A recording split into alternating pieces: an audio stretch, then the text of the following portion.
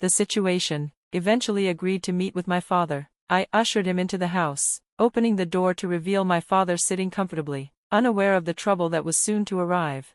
As the officer entered and set eyes on my father, there was a brief moment of stunned silence. His eyes widened slightly, and for a split second, he seemed taken aback by the revelation that the man he had come to question was sitting in front of him, completely unaware of the accusation. The officer, regaining his composure, began to speak, but I could see the confusion still lingering on his face. "I need to ask your father about a possible connection to a mugging incident," he said. His tone was formal, but his eyes darted between me and my father, clearly unsure how to proceed with the situation. I watched as my father remained calm, his expression unreadable as he listened to the officer. The question about the mugging incident didn't make sense to me, not just because of the absurdity of the accusation, but because it felt so out of place with the father I knew. I had never seen him in a situation like this, and the thought that anyone could even think he was involved in such a thing was baffling.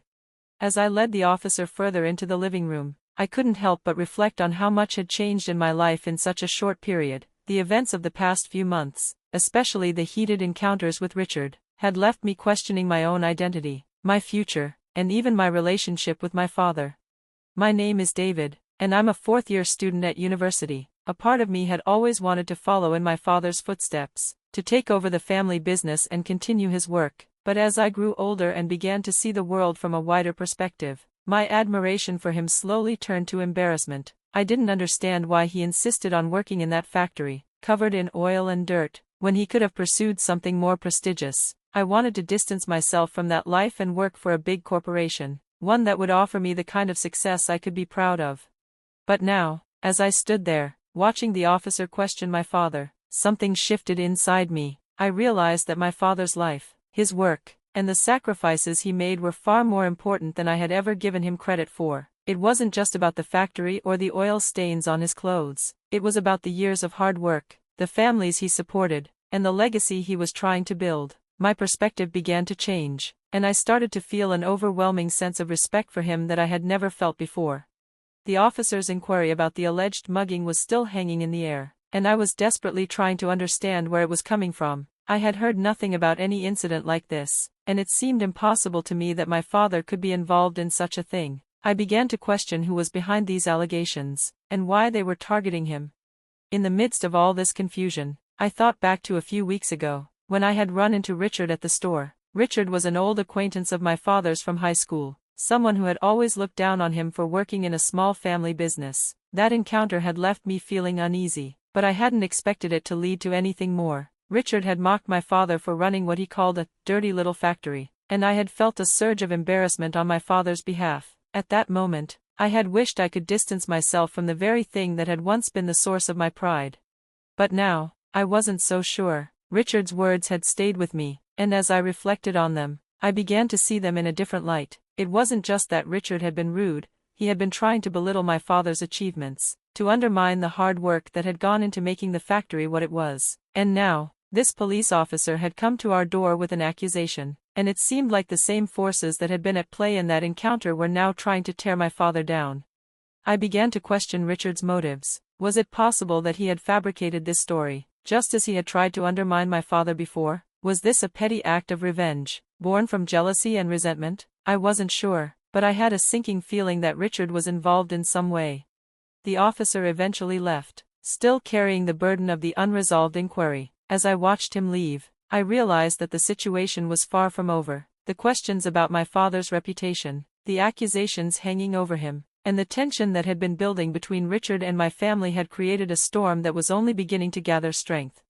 As the days passed, the weight of the situation grew heavier. I found myself caught between my past and my future, torn between my desire to build my own life and career and my responsibility to my father and his legacy. The confusion continued to gnaw at me, as I struggled to understand where my place was in all of this.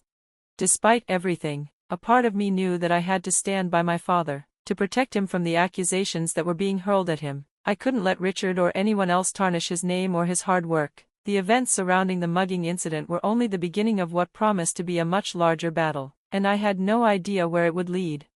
But one thing was certain, I could no longer remain an outsider to my father's world. It was time for me to step up, to take responsibility for the company, and to face whatever challenges lay ahead. It wasn't just about honoring my father's legacy, it was about discovering who I truly was and what I was willing to fight for. I stood at the doorway, hesitating before inviting the police officer inside. My heart was heavy with a strange mix of emotions, but I led him through the halls of my home, where a Buddhist altar and a picture of my late father hung, the memory of him still so vivid. With a deep breath, I told the officer what had been weighing on me. My father had tragically passed away in a traffic accident not long ago. The officer, clearly moved, offered his condolences, but my mind was focused on something else, the troubling accusation against my father, one that felt both absurd and painful. The officer didn't give me any answers about who had made the accusation, leaving me with nothing but a sense of confusion and anger. As he left, his parting words were full of apology, but they did little to ease my mind. Who could have made such a false claim about my father? In the weeks that followed, I found myself taking on my father's responsibilities at the factory, trying to keep things running in his absence. My mother, though her efforts were valiant, couldn't do much due to her age. I did what I could to hold the company together, but everything felt different now. The factory floor, once full of my father's presence, now felt quieter, less certain. Then, one day, Richard came into the factory. He was an old acquaintance of my father's, and his presence was anything but welcome. His voice boomed across the factory floor, demanding an explanation for something I hadn't yet understood. He was accusing my father of a purse-snatching incident, something that felt completely out of place. I tried to defend my father, but Richard's words were like a slap to the face, growing louder with each passing moment. The workers, who had once respected my father, began to exchange confused glances. Richard, unmoved by my attempts at reason, was convinced my father was guilty. He insisted that the purse snatching had happened 2 weeks ago, and despite my constant questioning of the timeline, he wouldn't budge. The accusations were getting more absurd by the second, and Richard's anger seemed to grow the longer he spoke. What struck me the hardest was the fact that my father, the person he was talking about, had been dead for over a month. How could he have committed such an act when he was no longer alive? I pushed back, asking how it was possible that my father could have committed a crime after he had passed away. Richard's response was a mix of confusion and stubbornness, and I began to realize that this wasn't just a random accusation, it was something personal. Richard had always been envious of my father. Back in their school days, there had been a rivalry over a girl, and my father had won her heart. This petty jealousy had festered for years, and now it seemed to have boiled over in the most destructive way possible. As I struggled to make sense of what Richard was saying, a voice suddenly cut through the tension. One of the workers, who had been silently observing the exchange, spoke up loudly, defending my father's character. "Our president," they said, "would never do something like that. He's a man of integrity. He always put the business and the well-being of his workers first." More and more workers joined in, praising my father for his honesty, his dedication, and the way he treated everyone in the company. Their words began to change the atmosphere in the factory. Richard, who had come in full of anger, was now shaking with frustration. The support for my father from the people who knew him best was overwhelming. When the situation finally settled, I turned to Richard and made a promise: I would report his false accusations to the police. I wasn't going to let him tarnish my father's reputation. I was determined to make sure he faced the consequences for his lies. Richard, clearly realizing the weight of his mistake, left the factory, humiliated and defeated.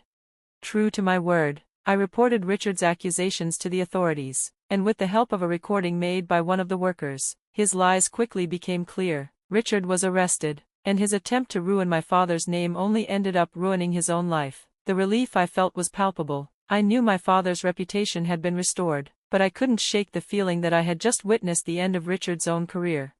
A few days later, Richard's wife came to our house with a gift box. She apologized for her husband's actions and explained that Richard's jealousy had been building for years. She also revealed that he had recently been fired from his company and couldn't find a new job. His bitterness had turned into a vendetta against my father, and in the end, it had destroyed him. She also mentioned that she was planning to divorce him, adding another layer of complexity to the situation.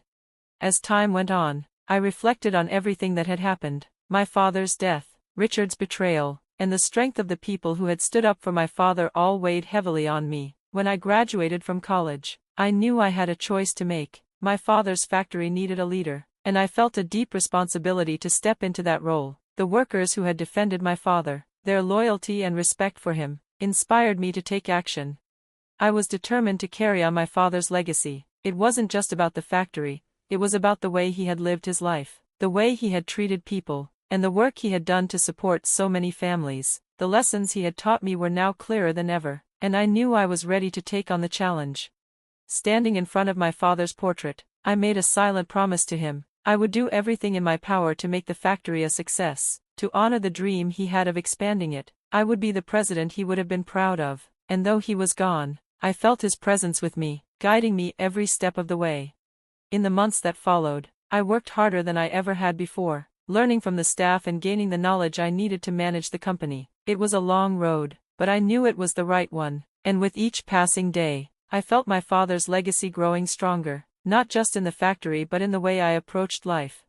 I wasn't just following in my father's footsteps, I was creating my own path, one that honored him and the life he had built, and in doing so, I knew I was finally becoming the man he had always hoped I would be.